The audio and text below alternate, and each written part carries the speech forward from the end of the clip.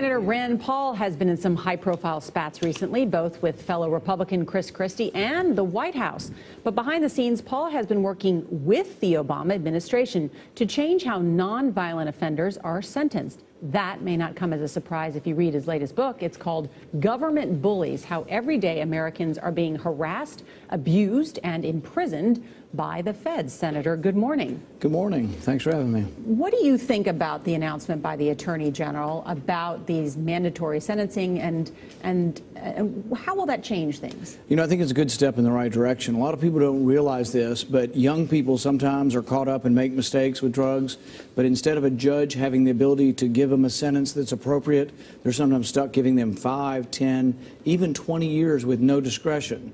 So if it's your child or my child and it's their first offense and there were extenuating circumstances, the judge can't listen to any of that. The judge is trapped and has to give them 20 years in prison sometimes. There are people serving life for nonviolent crimes. What about lawmakers who say, look, this mandatory sentencing has gotten a lot of drug abusers and users off the streets, and those kinds of crimes lead to bigger crimes in the future? Well, what happens is a lot of young people now have criminal records and they can't get jobs, and it's a downward spiral into poverty and more crime. So what I would say for nonviolent crimes, we need to treat this more like a health problem and less of an incarceration problem. I want to come to the fact that you are agreeing with the White House on this. I mean, what's the common ground between you and the White House on particular issues?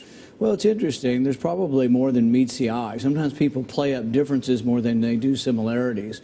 So, for example, on mandatory minimums, this is something I've worked hard on with Senator Patrick Leahy, who's from Vermont, and a Democrat. I've also worked with him and Mike Lee on another one that says your emails should be protected from government snooping. And why can't the Republicans and in the Senate and work more often in terms of creating that kind of result? What's kind of interesting, some people think compromise is meeting halfway in the middle, whereas I think you can passionately believe something and still do bipartisanship. For example, Senator Gillibrand, I'm working with her on the sexual assaults in the military, and it's not that I'm sort of meeting her halfway and we're compromising. I believe as strongly as she does that there's a lot of sexual assaults that go unreported and that justice isn't being served to women in the military, primarily women in the military. One of the big debates in this country, in part because of Edward Snowden and his now getting asylum in Russia, has been this question about surveillance in this country, NSA surveillance. Would you have voted, if it came up in the Senate, to decrease funding for the NSA for this types of surveillance? Yes, I think when you get information on someone's records, you should get a warrant, which means the Fourth Amendment says you have to be individualized to the person and the place and what you want. And so I think it's really wrong that we write one order from a secret court and we get everybody's phone records. And I think that's a real mistake. So can I just get you to respond then? And I know this has already been played out, your disagreement with Chris Christie, who said to those libertarians in the Republican Party... You're not going to get me started on that, are you? Well, do you want to get started on it? I guess so. Go ahead. Well, look, I mean, there are two different views about this, and not just in the Republican Party. We should say also in the Democratic Party, to be fair about this. But you heard Chris Christie really denouncing the libertarian wing of the party, and that includes you. That was a big mistake for him. Why? Well, the thing is think about young people and think about what young people are concerned with. We want young people to come to the Republican Party.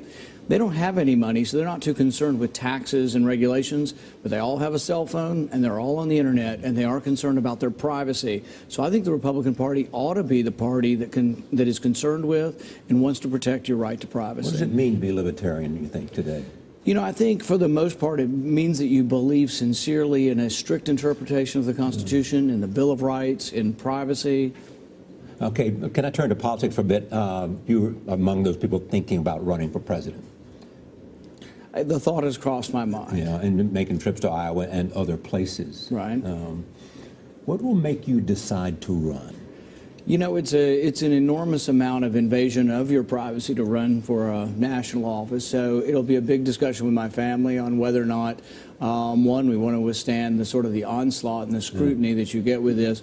And really, a lot of it's not fair. It's to your family, to your kids. It really is something. Most politicians overcome that, don't they?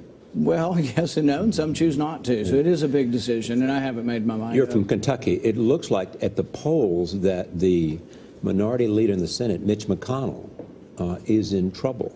Depends on which polls you look at. I would say the good news for Senator McConnell and someone like myself is that we voted 61% for Governor Romney for president, and the president when he had a Democrat primary, 40% of Democrats voted undecided in the last primary in 2012 when the president was on the ballot against none of the above.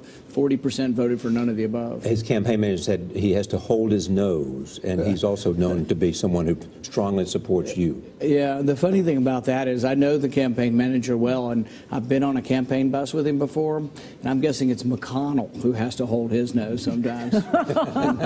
Meaning?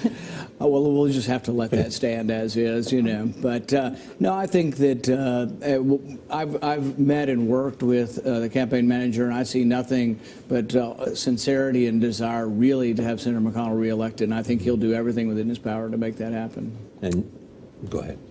I was going to say thank you, but if you got one more question. The feud is over with Governor Christie. Well, I've offered him a beer and to have a beer summit. I would even come to New Jersey to have the beer, and I would even buy the beer, but so far I haven't gotten any positive response. Can the Republican Party get past these kinds of differences between people who may appeal to moderates and people who may appeal to the right? I think the Republican Party is big enough for both of us. It's big enough for all of us. And really, to tell you the truth, people who want to attack the libertarians in the party, the libertarian conservatives in the party, they need to realize our party's not big enough to win right now. We need more people, not less people. All right, Senator Rand Paul, good to see you. Thank you. Thank you. And Government Bullies is on sale now.